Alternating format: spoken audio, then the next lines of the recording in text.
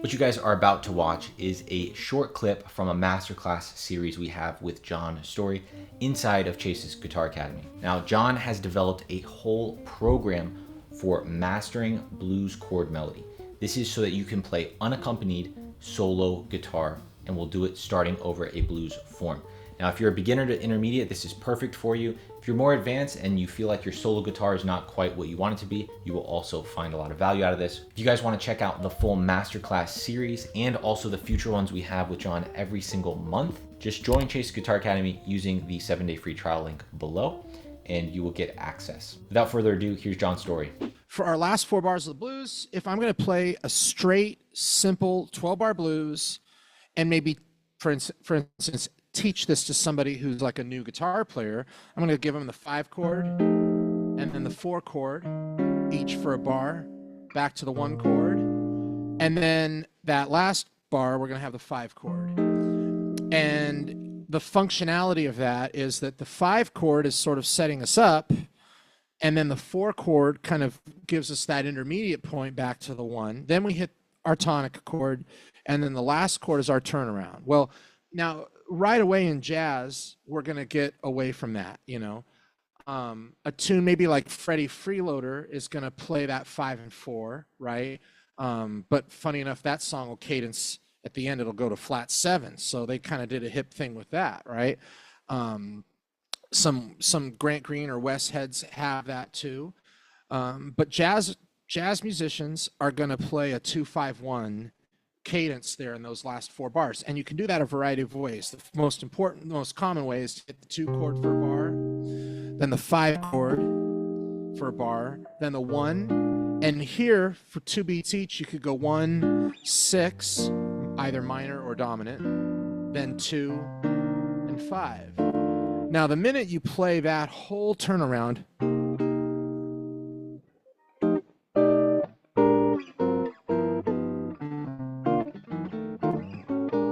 okay, now we're really in the stylistic approach of straight ahead jazz, right?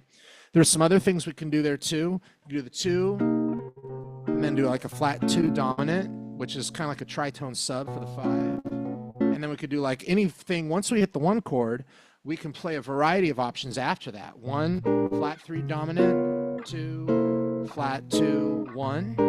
It's kind of a cool guitaristic thing to do. I think it's totally cool to pick a harmonic progression in those last 4 bars that you feel works well for you. So if you like doing the 2 and then the 5-1, right?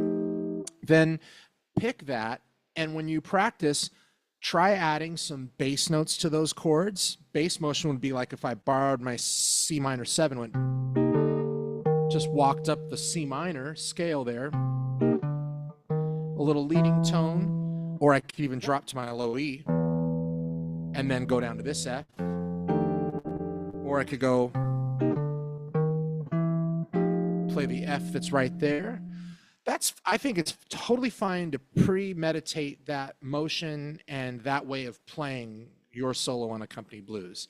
One of the things I love about these shapes up here, and I'm sure we've all experimented with this, right, is that C minor.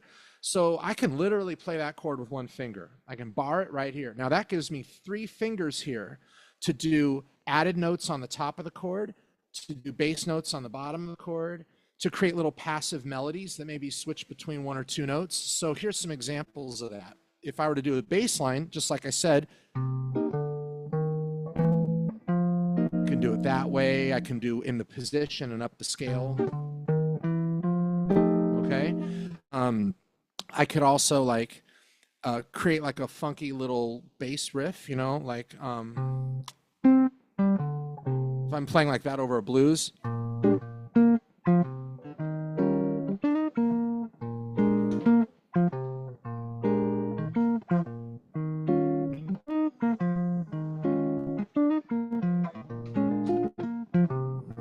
I can still play. So I have a lot of options with that voicing. Once I start playing wider chord shapes like this, where I'm really planning all the extensions, like the 9th, 11th, 13th, sometimes I can kind of handcuff you to that chord in that instant. And then you might have to lift off all your fingers to play like a little line for example, if I played this big giant, we could call this an F sus. You can call it a C minor 9, add the 11 on top, right, over F, which all 6 strings. Now, if I played that and I want to play any melodic line with that or any bass line, I'm going to probably have to let go of the grip and start playing the bass line, like, you know.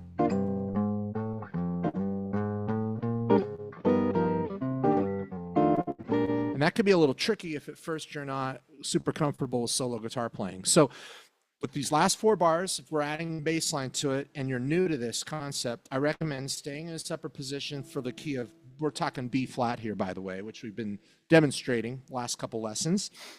So I'm going to do my C minor here at the 8th fret. I'm going to explore with 3rd finger and pinky, walking up C minor. Play the first finger as like the leading tone into F. Then slide into my nice F9 chord. Then from here, go back down with the bass, just down my scale.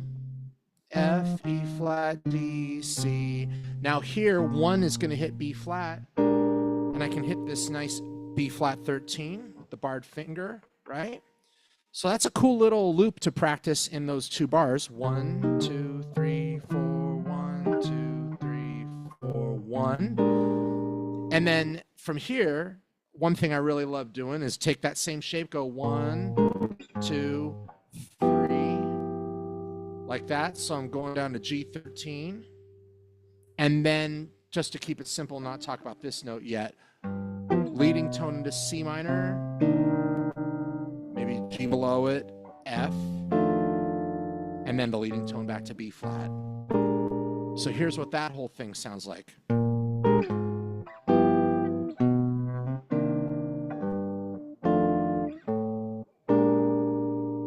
So now I've got a nice little bass riff there. And honestly, you can play that at a slow tempo.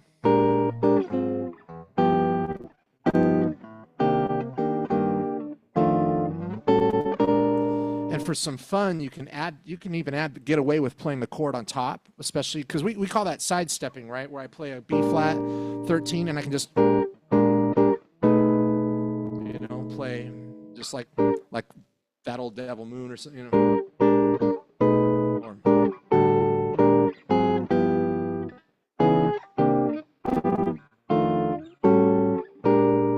And at slower tempos, that's a little more effective. When you're starting to play fast, that's when you probably want to drop that voicing on top and start focusing maybe just on that bass line, And when we play like this, it's really common. Other guitarists will ask, like, man, how do you walk bass with your chords? Well, I don't really even think of it that I'm walking bass. What I'm doing is I'm just connecting the chords with just some simple root movement and then keeping it going, actually able to just keep it going. And I think that's, again, it goes back to what we're talking about, being able to play solo and unaccompanied and being able to really lay into each beat and make sure everything is covered, But there's like being able to bar some of these chords, it makes it a lot easier for us at first, So that's the option. I'll play that one last time to cover these last 4 bars of our blues, okay? So here's what I just showed you. Start with that C minor as a full bar to open up your fingers, 8th fret. I go bass, chord. The chord is offbeat to syncopate the swing feel. Boo, da, do, do, da. Lead in with the E to the F9. Walk down the scale, but maybe I pronounce that note again as a skip note to imply the swing. Boom, bum, ba, do, da, do. Now B flat 13. A flat. I'm going to kind of keep my fingers prepared to play that 13 chord again. I can even slide this down if I want. Then hit the C minor 9. And then the note G below it to F. Maybe play that chord portion on an offbeat to imply the swing. And from F, the leading tone to B flat, which is A. So that's the whole turnaround.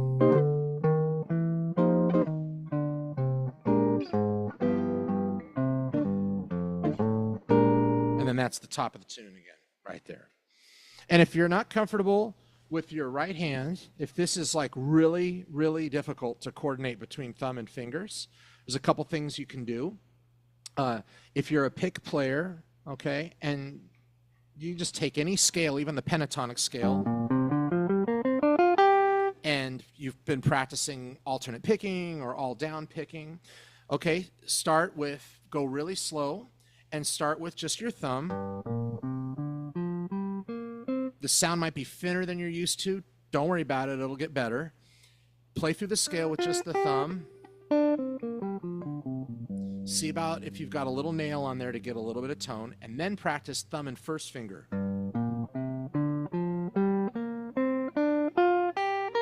And what you'll find is this motion in the right hand where you go thumb down, finger out, finger down, thumb up, this kind of back and forth will really help you when it comes to playing bass chord, because it's that independence in the right hand. There's also some really great easy classical guitar methods out there, like Frederick Node method, and there's one that's by Jerry Willard, I think, called the Easy Classical Guitar Pieces, and it's all of the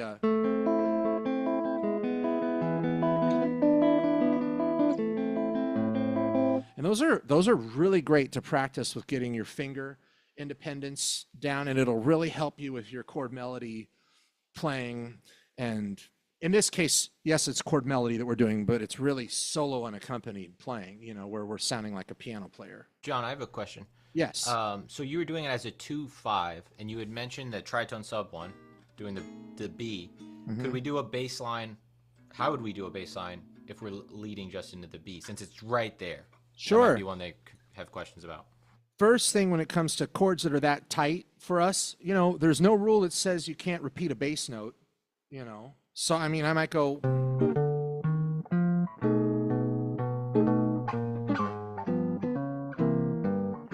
Might do that for 4 beats. That's fine. You could also always let go of the chord, and then we think about our arpeggio shapes down there on the 6th string. So we got root, 3rd, 5th. Once we get to this note, I'm already thinking like, oh, let's drop it down to here, because I'm not really in a bass here. It's now we're starting to get into a tenor range. So Chase, to answer the question, I would go 2, maybe go up to just C, B, and you could do B, B. You could even play it in half notes if you want, especially when we're playing solo unaccompanied, or B, D sharp, F sharp, A, da. Now when I hit that A, that's the flat 7 of this chord, but it's also the leading tone to B flat, right?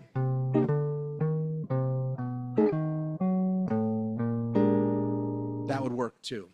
Yeah. So it sounds like you're using a lot of like either 1, 2, 3 or like 1, 3, 5 patterns, because then you can come back to them, right? Like you can do and 1, 2, 3, 1 or 1, 3, 5, 1.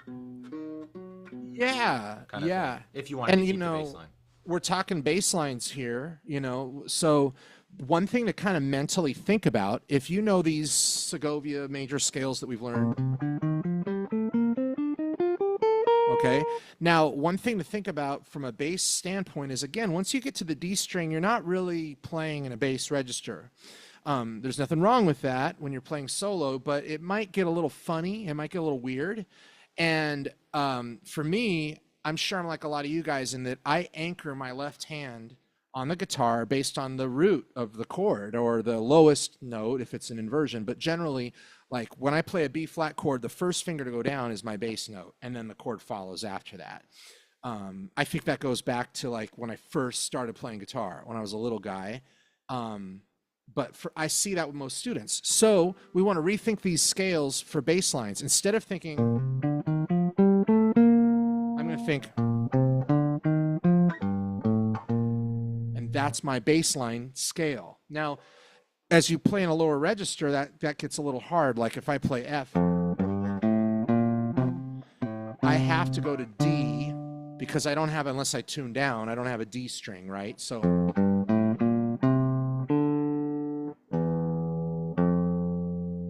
now I could play this note E, but is that the lowest possible E on guitar? No, the open string is the lowest possible E. So getting into that mindset, here's F sharp.